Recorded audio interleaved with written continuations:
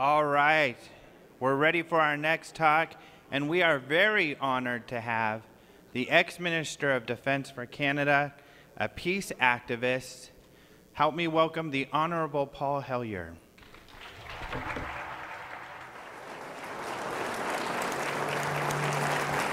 Thank you. Thank you very much, Alejandro. Reminds me of the small boy who fell headfirst into a barrel of molasses. And when they pulled him out, he licked some of the molasses from his face and said, "Lord, make my tongue adequate to this occasion." Now that's probably the last giggle you'll hear for the next hour, because what I'm talking about is a very serious subject, in my opinion. I am not a ufologist, and I don't pretend to be, but I must say that I've enjoyed listening to so many excellent presenters the last few days and have learned a tremendous amount from them. And I'm very grateful to each and every one of them. I have made it clear, and this was accepted by open minds, that what I would do is, instead of talking specifically about the subject at hand, although it comes into my speech in context of what I want to say, that I would do a condensation of my book, which is really a sort of a worldview, a review of what is going on globally. And I've changed the subject of my speech from global turmoil, or world turmoil, to global fraud, global hope. And mostly I'll be talking about the world financial system, which incidentally is the one subject that is less understood than the UFO phenomenon. I don't think it could get 1,000 people in the United States to come and hear about the financial situation, but I hope maybe we can stir up enough interest that the next time we can. But the world financial system is a total fraud. Fraud.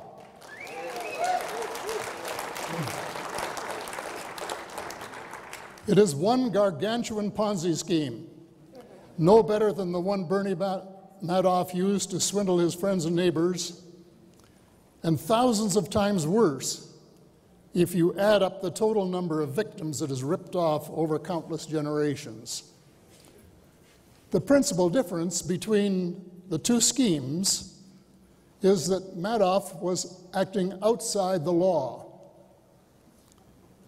while the international banking cartel has persuaded generation after generation of monarchs, presidents, and prime ministers to provide legislative protection for their larceny. The bank's Ponzi scheme is very simple. They lend the same money to several people or institutions at the same time and collect interest from each one of them. It's nice work if you can get it, and you can get it if you have a bank charter. What the banks really lend, however, is their credit. And what they take back in compensation for that privilege is a debt that must be repaid with interest. The number of times that they lend the same money is called leverage. The practice is as old as the hills.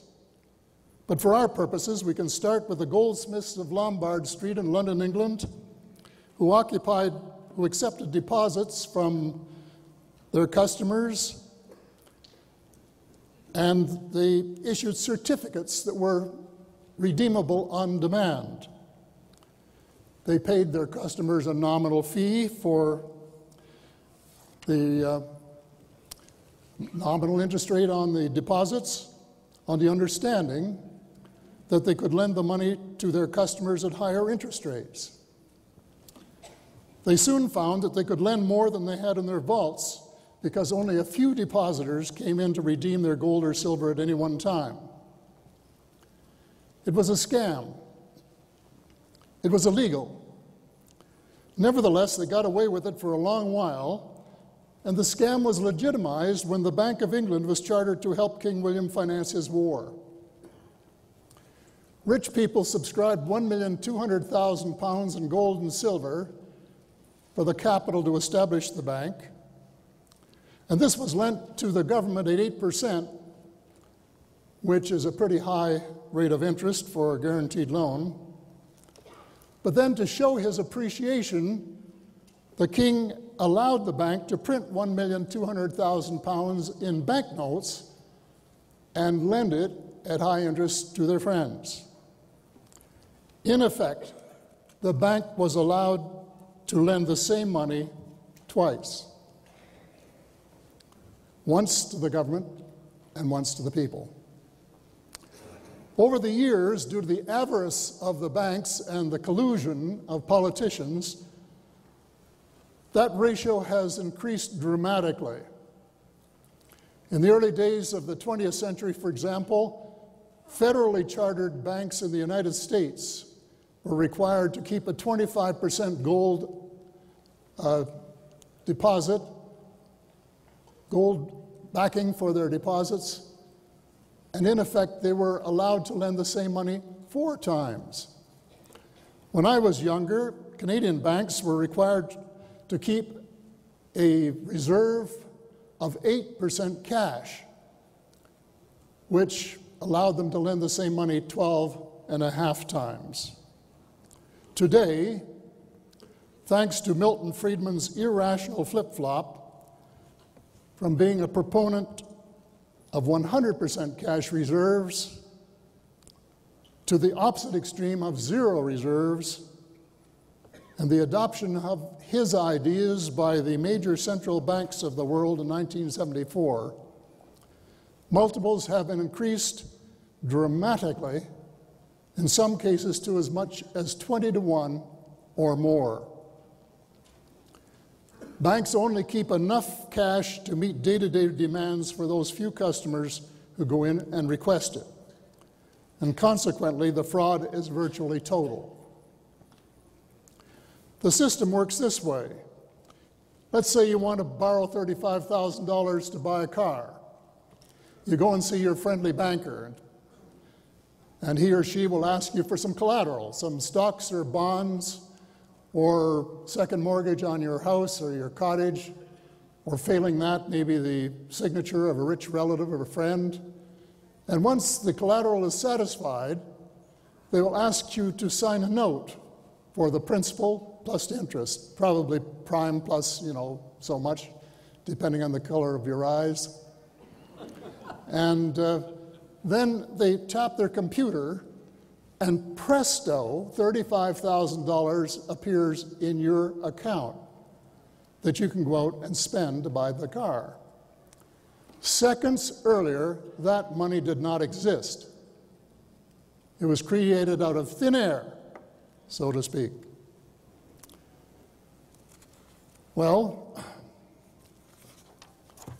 when the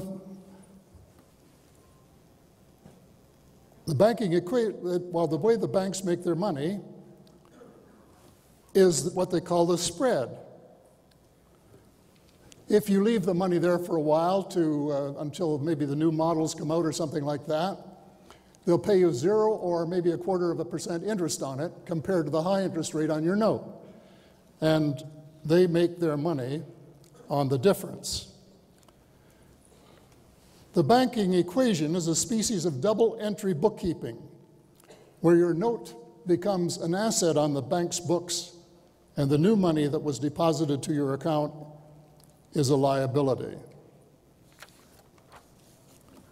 At some point, however, you have to pay back your note. You have to pay it off, plus the interest that's outstanding. And not only that, but everyone else who has borrowed from the banks, including governments, which, by the way, own the right to print money, but have irresponsibly, in my opinion, handed the right over to an elite group of private bankers. Anyone who defaults is in trouble big trouble. Individuals who default will have the assets they pledged as collateral seized by the banks. Governments that are in danger of defaulting will be forced to borrow from the International Monetary Fund, which will then tell that government how to run its affairs, including cutting back on services and selling off public assets to the international vulture capitalists. In reality, then, the banks have turned the world into one humongous pawn shop. You hawk your stocks, bonds, house, business, rich mother-in-law, or country, and the banks will give you a loan based on the value of the collateral. A world system where all the money is created as debt is a perpetual disaster in the making. It is like a giant balloon that the banks keep blowing up and filling with debt until it gets so full that we can no longer carry the debt load. And then it's like a balloon with a pin stuck in it. The system crashes, and thousands and sometimes millions of innocent people lose their jobs, homes, farms, and businesses. Almost any high school student should be able to see that any monetary system based on debt creation is totally insane. The total world debt, mathematically, is always tending toward infinity. And there is no possible way of paying it off. The real money, that is legal tender, to pay it off just doesn't exist. And the real economy, Main Street, that depends on cash to grow, shifts into low gear whenever the supply of credit money dries up. Not surprisingly, there have been 25 recessions and depressions in the United States since 1890. In several cases, including the Great Depression of the 1930s, which I remember well, and the current Great Recession, the evidence indicates that the meltdown was anticipated by a few insiders who helped trigger the catastrophe. In the wake of the Great Depression, the U.S. Senate Banking and Currency Committee report that became widely known as the Pecora Report indicated that there were insiders who benefited from the crash. And I quote, "Legal chicanery and pitch darkness were the bankers' stoutest allies," Pecora wrote in his memoir. Similar allegations were evident in Charles Ferguson's damning documentary Inside Job, relating to the 2007-2008 meltdown. And if any of you haven't seen Inside Job and you can get a look at it, I would urge you to do so. These reports and other historical evidence prove beyond any doubt that much of Wall Street is rotten to the core. It has become one gigantic millstone around the neck of both the American and world economies. The collateral damage from the recent meltdown has been staggering. The U.S. Bureau of Labor estimated that 8.4 million jobs were lost in the U.S. alone. Most countries experience similar dramatic losses. The reduction in asset values worldwide has been estimated at 20 trillion US dollars. Yet not a single one of the culprits is in jail. You would think that someone would have had the decency to launch a class action for at least 10 trillion against every individual and every organization that contributed to the catastrophe in any way. It boggles the mind that a system so vulnerable to manipulation would ever have come into existence in the first place. Well, as you might expect, the evolution did not happen by accident. It was not guided by the mythical, invisible hand of Adam Smith. On the contrary, For more than a century and a half, it was engineered by the barely visible hand of the Rothschild family and its allies. And since World War II, by the Rockefeller family. The two dynasties combined forces to exercise influence on many fronts, sheltered by the cloak of secrecy established by the Bilderberg Group. The long-term influence of the banking cartel is incalculable. Their biggest coup was the establishment of the Federal Reserve System in the United States. The big New York banks really didn't like the idea of genuine competition. So a small group held a secret meeting at the private resort of J.P. Morgan on Jekyll Island, off the coast of Georgia. Their scheme, devised by Paul M. Warburg and subsequently adopted by Congress, is a legal private monopoly of the U.S. money supply, operated for the benefit of the few under the guise of protecting and promoting the public interest. It is a tribute to the skill of the international bankers that they were able to draft a bill, revise it, change its name, and make the few window-dressing compromises necessary to get it adopted by Congress just before Christmas, when quite a few representatives must have been dreaming of sugar plum fairies instead of exercising due diligence. Only Charles Lindbergh Sr. seemed to grasp the significance of what was going on. To put it bluntly, the Congress transferred its sovereign constitutional right to create money to the sole custody of a group of private bankers. The magnitude of the hoist is unprecedented in the history of the world. The numbers now are in the high trillions. Soon after the bill was passed, the magnitude of the tragedy began to be recognized. Williams Jennings Bryan, who acted as Democrat whip, later said, and I quote him, "In my long political career, the one thing I genuinely regret is my part in getting the banking and currency legislation, that's the Federal Reserve Act of 1913, enacted into law," end of quote. President Woodrow Wilson, just 3 years after passage of the act, wrote, and I quote him, "A great industrial nation is controlled by its system of credit. Our system of credit is concentrated in the Federal Reserve System.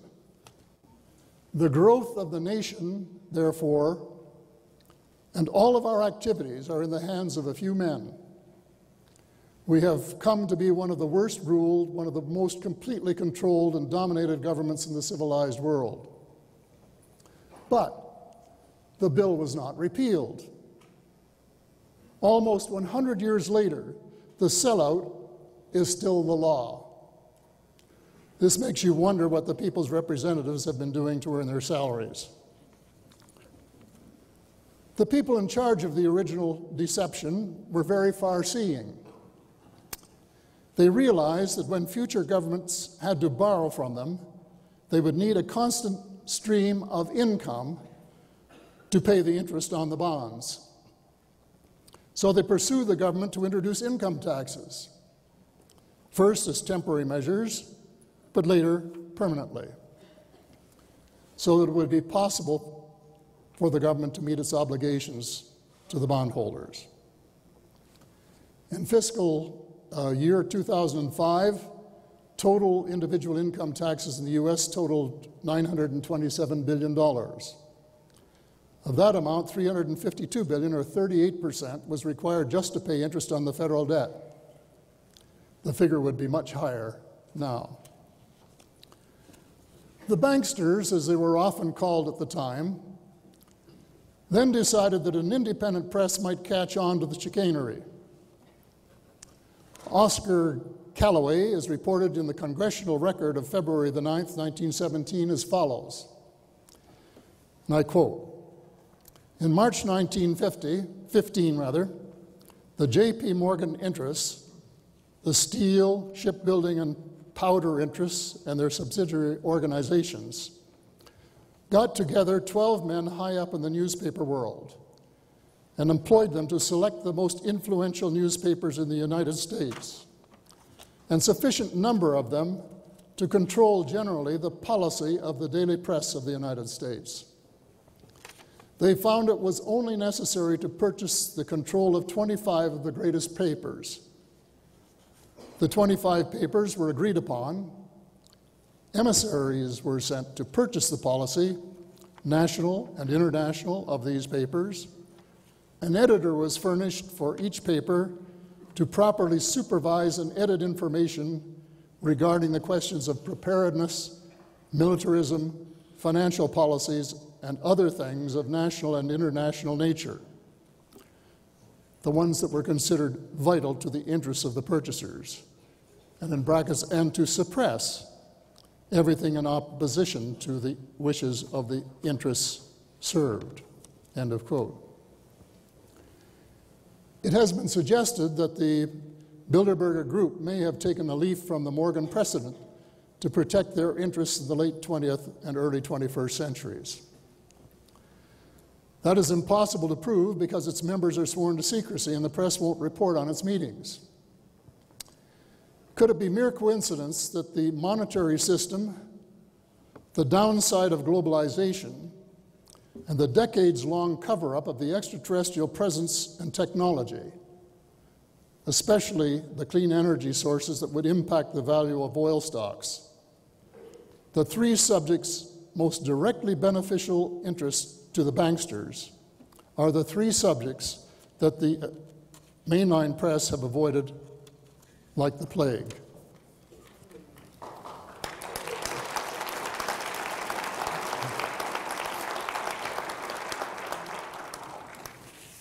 Well, I'm not willing to go so far as to say that the men behind the international banking system are evil men because their thoughts are private.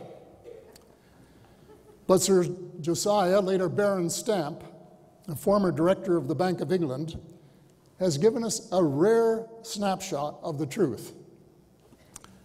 Banking, he said, and I'm quoting him, was conceived in iniquity and was born in sin. The bankers own the earth. Take it away from them, but leave them the power to create money. And with a flick of a pen, they will create enough money to buy it back again. However, take that power away from them, and all the great fortunes like mine will disappear. And they ought to disappear, for the world would be a happier and better place to live in. But if you wish to remain the slaves of bankers and pay the cost of your own slavery, let them control and continue to create money. On the latest meltdown of 2007-2008, the Fed acted quickly to prevent the Ponzi pyramid from collapsing completely. It printed trillions of dollars to bail out the banks and a few industries that were highly indebted to the banks. But what did the Fed do for the taxpayers, whose money was so wildly diluted to save the banks? Nothing. They were left to fend for themselves. Millions of people lost their jobs, their farms, their houses, their hopes, and their dignity, all as a result of circumstances beyond their control. The taxpayers bailed out the banks, but got nothing in return. The same is true of governments, who came so quickly to the rescue. As a result of the meltdown, their revenues were decreased, so they were forced to incur or increase their deficits, as well as to start cutting back on essential services, something I was reading about in this morning's